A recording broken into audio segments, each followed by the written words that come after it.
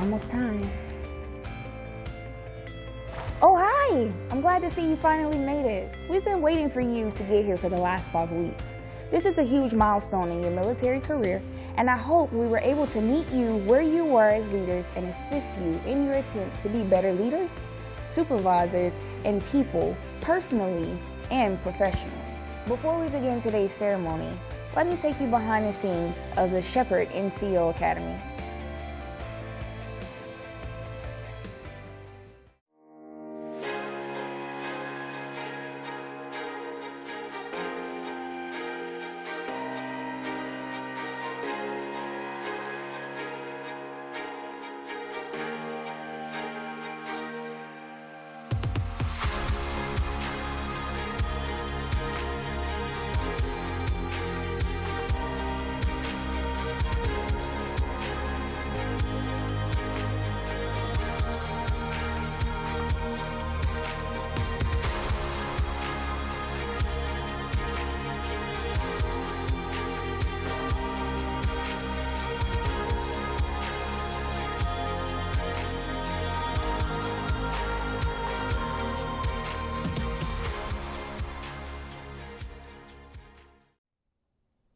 Good afternoon. I'm Technical Sergeant Patrick Bentley, your MC for today's graduation. Please join me in the playing of our national anthem, followed by the invocation by Senior Master Sergeant Jason Ramon. Oh, say can you see by the dawn's early light what so proudly we hailed at the twilight's last gleaming, whose broad stripes and bright stars through the perilous fight o'er the ramparts we watched were so gallantly streaming, and the rocket's red glare, the bombs bursting in air, gave proof through the night that our flag was still there. Oh, say does that star-spangled banner yet wave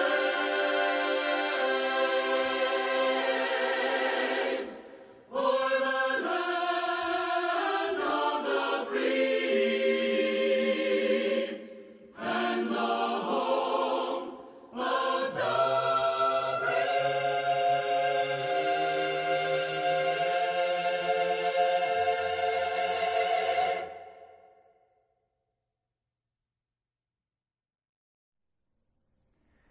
Good afternoon, Class 20-7. Guests, family, and friends, please honor your faith as I honor mine. We come together today and give thanks. Thank you for allowing us to remain focused and complete this course. We pray that as we graduate and depart from this academy, that you continue to guide us and give us the courage to stand on what we have learned. We ask that you watch over our brothers and sisters in arms that may be in harm's way. Give them strength and protect them. Give their families comfort and provide them all with peace, knowing they will reunite. Amen. Thank you, Senior Master Sergeant Ramon, for that invocation. On behalf of our commander, Colonel Catherine Brown, our commandant, Chief Master Sergeant Malik Barnes, and the entire Sheppard Non-Commissioned Officer Academy staff, we want to welcome you to our Class 20-7 graduation ceremony. At this time, we would like to thank our class mentor and today's guest speaker, Chief Master Sergeant Amber Mitchell, for your mentorship to Class 20-7. Chief, we know that your leadership will have a lasting impact on our future leaders. We would also like to extend a warm welcome to all our commanders, chiefs, first sergeants, supervisors, co-workers, family, and friends of our graduates. Your presence here solidify this event and help make this occasion memorable for each of them. On behalf of the Academy's Booster Club, we would like to give a special thank you to our award sponsors for today's graduation. Geico, Wichita Falls Rotary Club, Sheppard Spouses Club, United Services Automobile Association, and First Command Financial. As we take you through our graduation today, we will talk about Sheppard Non-Commissioned Officer Academy's history, showcase the students of Class 20-7, hear a message from our guest speaker, announce award winners, and conclude with closing remarks. Let us take a trip down memory lane. Today marks our 70th graduation ceremony since April 2011, when the Sheppard Non-Commissioned Officer Academy became an institution. Since then, we have prepared 10,021 non-commissioned officers for positions of greater responsibility. Our first class consisted of only 3 flights with 41 students. Today, Class 20-7, we consist of 21 flights and 317 graduates, making us the largest non-commissioned officer academy in the Air Force. On August the 24th, the 317 students of Class 20-7 joined our Sheppard Non-Commissioned Officer Academy's virtual course. The students further developed their institutional competencies by participating in guided discussions, experiential activities, and the Mission Lab. Let us now showcase the students of Class 20-7.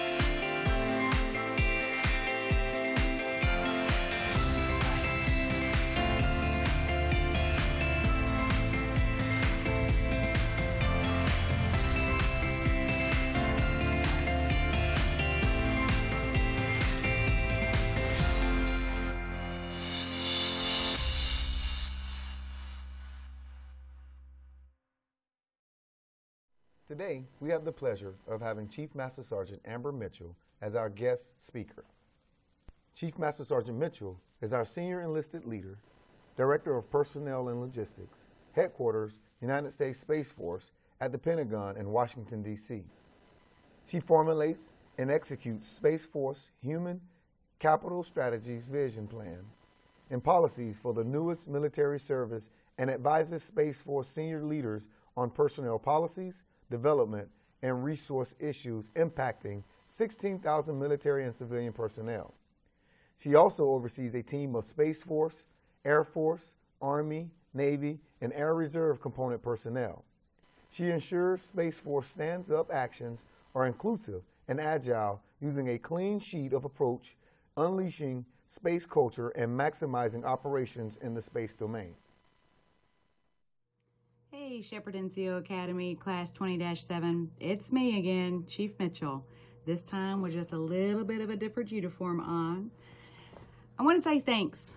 Thanks for allowing me to spend some time with you over your last couple of weeks of class. I really enjoyed it, and I really got a lot from you all based on the questions and some of the conversations that we had, and I hope I was able to at least provide some insight from my perspective, provide a little information on the Space Force, but also in just leadership in general and what it means to know that it's okay to fail and to know that there are other people out there with you who have experiences that you can learn from. But today I wanted to leave you with a few more parting comments, and just in the few minutes I have to wish you well for your graduation, but I think it's important.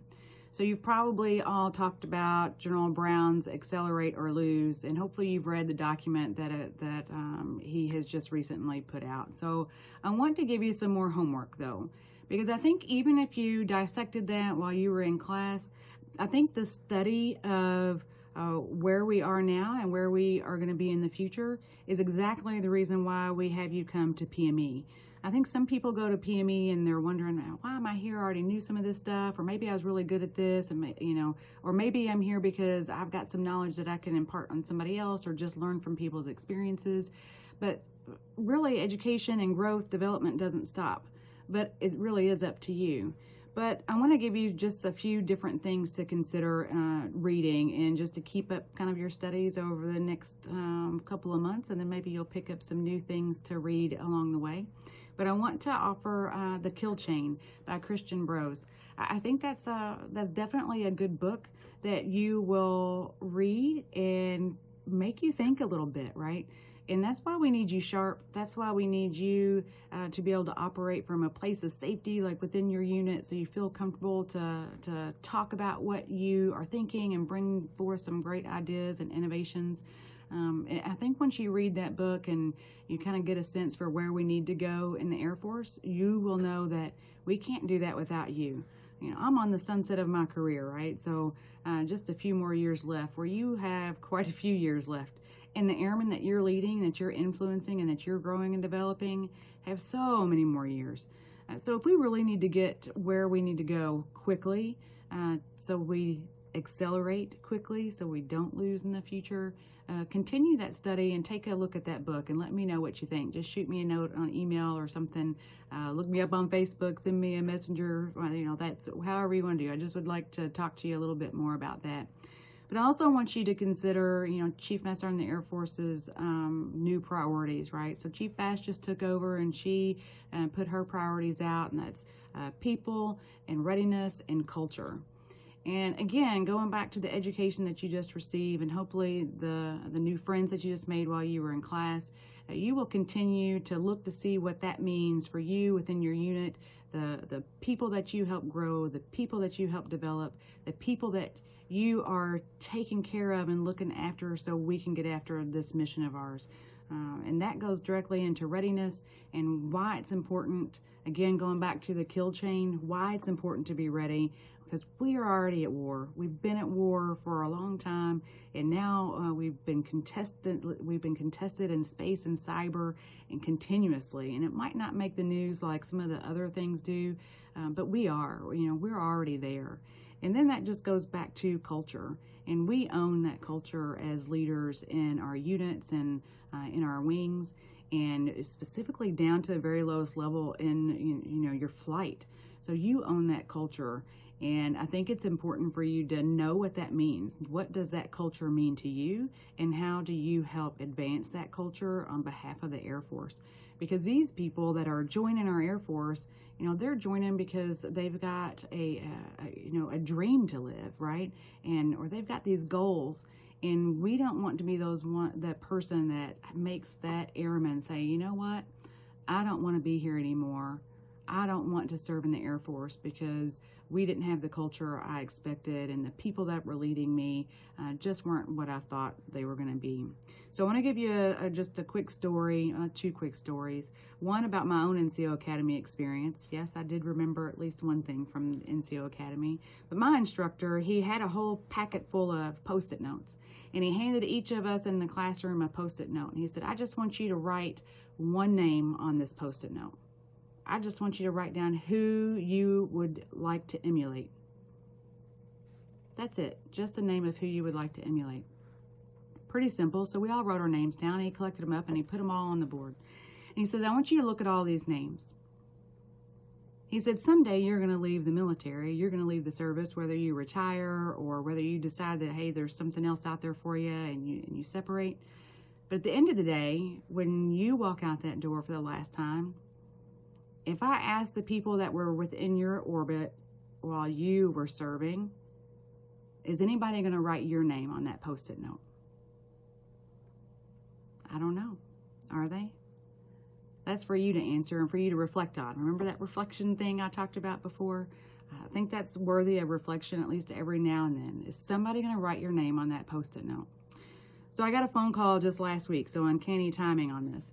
I got a phone call last week from a master sergeant that I used to work with a very, very long time ago, 11, 12 years ago. And he was a staff sergeant back then. And I remember distinctly because I was at home already. We were in the middle of dinner and I got this phone call, and it was Staff Sergeant Torres. And he calls, he's like, ma'am, do you have a few minutes? Of course I have a few minutes. Let me run upstairs. So I ran upstairs so he wouldn't be interrupted by the kiddos eating dinner and stuff. And so we had a really long chat. We probably were on the phone for over an hour about what his future would entail and if he should stay in the Air Force or not. And after I PCS'd, probably a year or so later, we lost touch. He doesn't have social media or anything like that, and I just haven't seen him since then.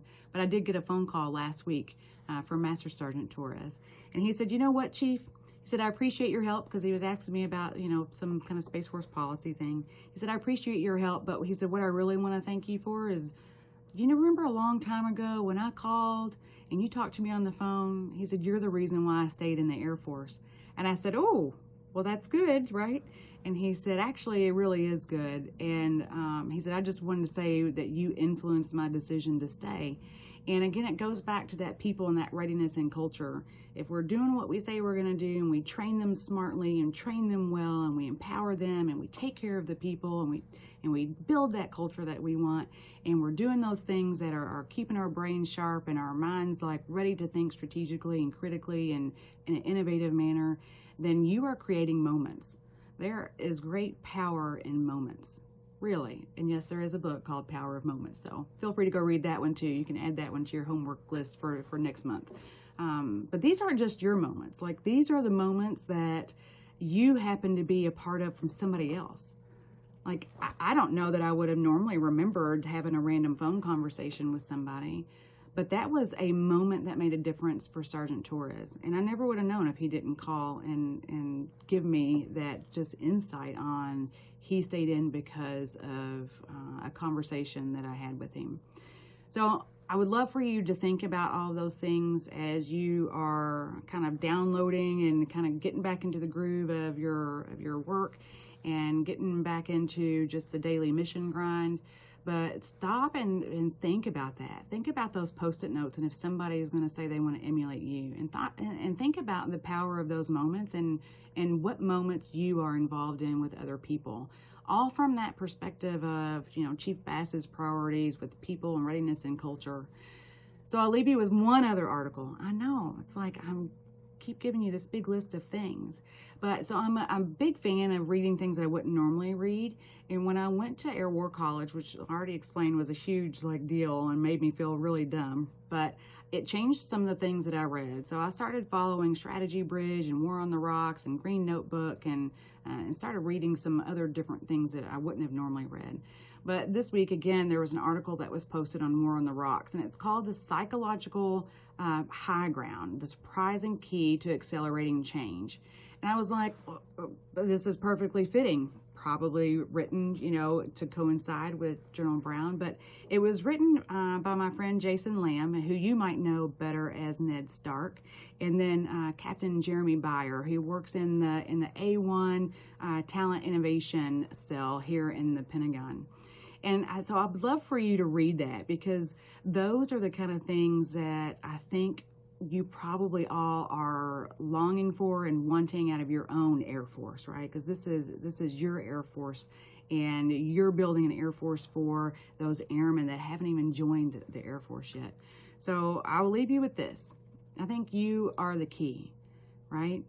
There's no better group of folks than the NCO Corps, the staff sergeants and technical sergeants. You are supervising, more than 50% of our military members in the Air Force. So I will say seize that moment. And I would say challenge yourself to be better. Hopefully you show up on somebody's Post-it note one day, and hopefully you take just a little bit of time to seize the power of moments, and then take a look at those moments that you might be involved in with other people and how you are making a difference in their lives.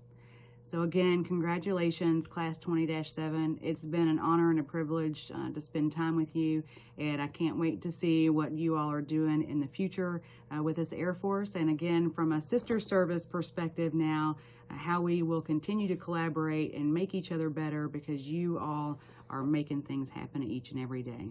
So enjoy, but relish in the fact that you still have some learning to do. Thanks. Chief Mitchell out on this end. Today culminates 22 days of rigorous academic achievement.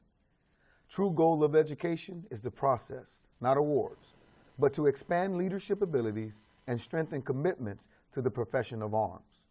The awards program reinforces this goal. As with any curriculum, some students will distinguish themselves.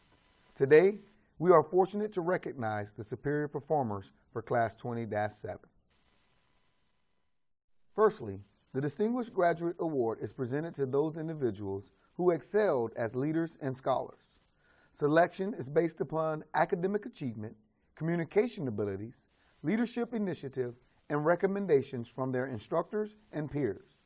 The distinguished graduates for Class 20-7 are from McGee Tyson Air National Guard Base, Tennessee, Technical Sergeant Min Kim. From Robbins Air Force Base, Georgia, Technical Sergeant Kiefer Coleman. From Buckley Air Force Base, Colorado, Technical Sergeant Matthew Simonton.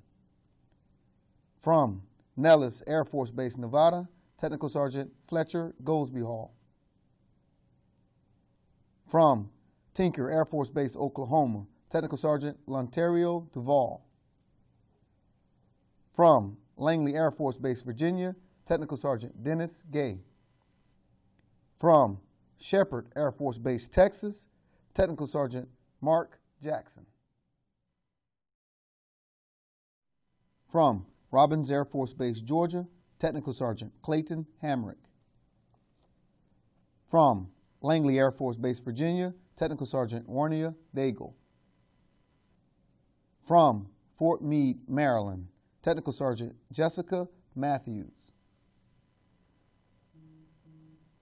From Patrick Air Force Base, Florida, Technical Sergeant Stephen Kirby. From Nellis Air Force Base, Nevada, Technical Sergeant Malika Robinson. From MacDill Air Force Base, Florida, Technical Sergeant Ashley Watson.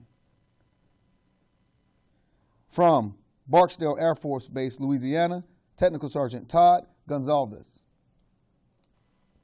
From Eglin Air Force Base, Florida, Technical Sergeant Alexander Rebels.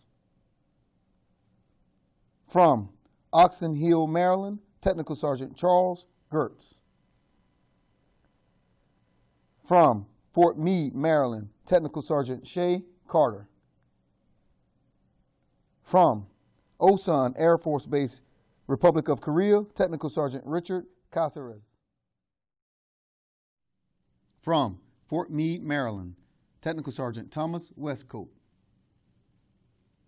From Moody Air Force Base, Georgia, Technical Sergeant Jared Dover. From Langley Air Force Base, Virginia, Technical Sergeant Ashia Montalvo. From McGuire Air Force Base, New Jersey, Technical Sergeant Javier Garcia. From Herbert Field, Florida, Technical Sergeant Daniel Gonzalez. From Moody Air Force Base, Georgia, Technical Sergeant Emily Scott. From Air Force ROTC, Tennessee State University, Technical Sergeant Keyshawn Lipscomb. From MacDill Air Force Base, Florida, Technical Sergeant Shiras Dara. From Langley Air Force Base, Virginia, Technical Sergeant Marcus Signer. From Fort Meade, Maryland, Technical Sergeant Nicholas Landite. From MacDill Air Force Base, Florida, Technical Sergeant Thomas Campbell. From Herbert Field, Florida, Technical Sergeant Aaron Haas. From Eglin Air Force Base, Florida, Technical Sergeant John Barr. The Academic Achievement Award denotes excellence as a scholar. This is based on objective and performance evaluations and is awarded to the student with the highest academic standing in the class. Ladies and gentlemen, the recipient of the Academic Achievement Award for Class 20-7 is From Dyess Air Force Base, Texas, Technical Sergeant Michael Benz. From Langley Air Force Base, Virginia, Technical Sergeant Dennis Gay. From Andrews Air Force Base, Maryland, Technical Sergeant Cantavis Bracken. From Fort Meade, Maryland, Technical Sergeant Michelle Fashandi. From Fort Meade, Maryland, Technical Sergeant Shay Carter. From MacDill Air Force Base, Florida, Technical Sergeant Adam Baker. From McConnell Air Force Base, Kansas, Technical Sergeant James Robertson. From Fort Lee, Virginia, Technical Sergeant Joshua Mendez. From Fort Meade, Maryland, Technical Sergeant Austin Cundiff. From Andrews Air Force Base, Maryland, Technical Sergeant David Wells. From Moody Air Force Base, Georgia, Technical Sergeant Justin Danielson. The Academy also recognizes outstanding achievement in leadership. The Commandant Award is presented to the student who, in the Commandant's judgment, made the most significant contributions to the overall success of the class. The Commandant Award recipient for Class 20-7 is From Moody Air Force Base, Georgia, Technical Sergeant Jared Dover. The highest honor rendered throughout enlisted professional military education is the John L. Levitou Award. John L. Levitou was the most junior enlisted airman to be awarded the Medal of Honor based upon his heroic actions over Vietnam in 1969.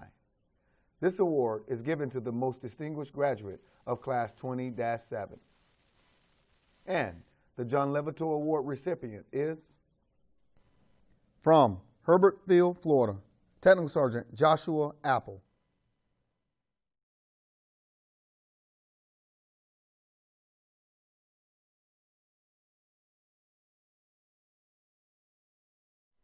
Good afternoon, Class 20-7. I am Technical Sergeant Chandrelika Carlos, one of the flight instructors for Flight 2. There was a lot of information that was covered over the last 5 weeks that you were here at the Academy, but I would like to take you back to the foundation of the course, Air Force culture.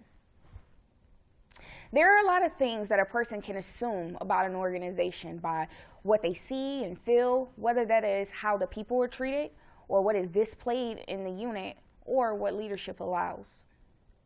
Empathy is a characteristic that every leader should have, but it is commonly mistaken for sympathy.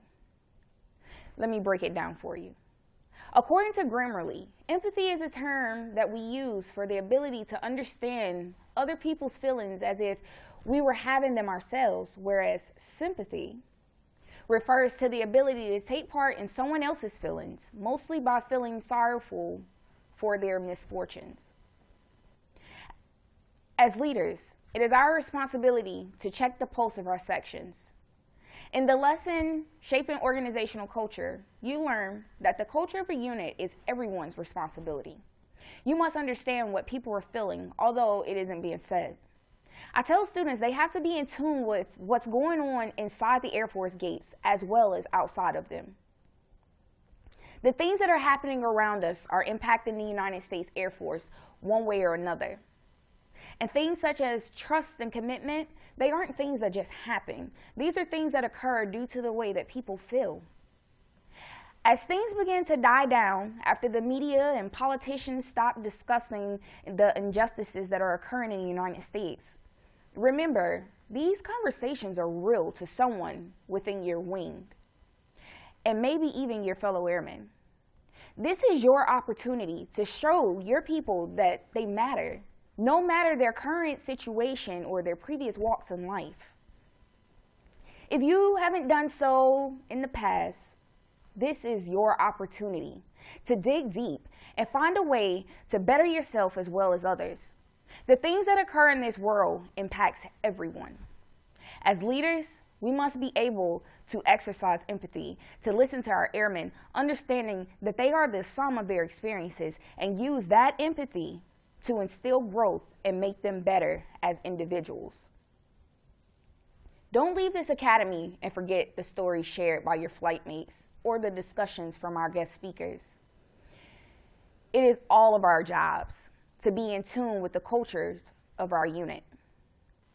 As you depart the academy today, I challenge you to ask yourself, what are you going to do to create a more empathetic culture in your unit and keep with our honorable core values of the United States Air Force: integrity first, service before self, and excellence in all that we do. I want to wish you a farewell and best of luck to you, and again, congratulations on this milestone in your career. Thank you for your time. Thank you, Sergeant Carlos, for those closing remarks. On behalf of the Sheppard Non-Commissioned Officer Academy staff, we would like to once again thank our class mentor and guest speaker, our sponsors, and our guests for making this graduation ceremony a success. This concludes today's ceremony, and we want you to have an outstanding Air Force Day.